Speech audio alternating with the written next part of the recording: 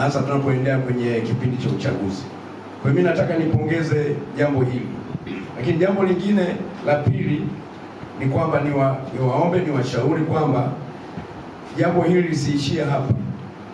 Liendelee kufanyika na tuendelee kuwakusanya na watu wengine, lakini pia muwe tayari pale tutakapohitaji hata kwenye nyumba zetu za ibada kueleza, kushirikiana pamoja na sisi. Lakini mfike kama marafiki. Kwa sababu hiyo nataka kupongeza kwa namna hiyo. Lakini jambo lingine, isifanyike tu kipindi kinachoelekea kwenye uchaguzi. Kwa maana tunapofanya hivi inaweza kuonekana kwa sababu labda kuna ngija za namna fulani zinazosikika za rushwa ama vipi.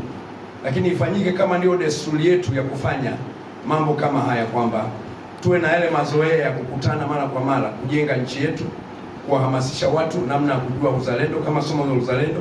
Tufahamu mzalendo ni mtu wa namna gani, maadili ni mambo gani, rushwa yanaleta nini na kufusha macho na inaweza kaleta tatizo.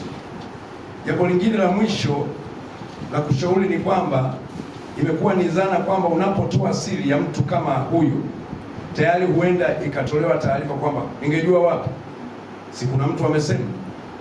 Kwa hiyo kuwepo na ule uadilifu, na kwa wale pia viongozi wetu wanaohusika na swala la kuzuia, sina uhakika wa kusema kwamba kuna kilichofanyika, lakini ushauri wangu kusema kwamba na wenyewe kwa kuwa ni wanadamu, basi wawe na moyo wa kuficha pale wanaposikia kuna jambo kubwa limetolewa, basi waweze kusema, waweze kuwa na wasili na wenyewe, ili kuhakikisha kwamba nchi yetu inakuwa na salama na amani.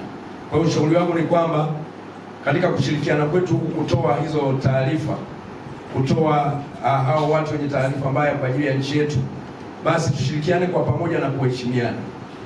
Baada ya kusema maneno haya, mheshimiwa, ni washukuru kwa ajili ya hili. Kwa tunataka nipongeze, lakini nishauri kwamba taarifa zinapotolewa basi ziwe siri na ziweze kutunzwa na mambo mengine yaweze kuendelea. Baada ya kusema maneno haya, ni washukuru sana. Hili la kwangu kama kiongozi na mwenyekiti wa Jukwaa la Amani wilaya chini ya mheshimiwa DC. Asante sana.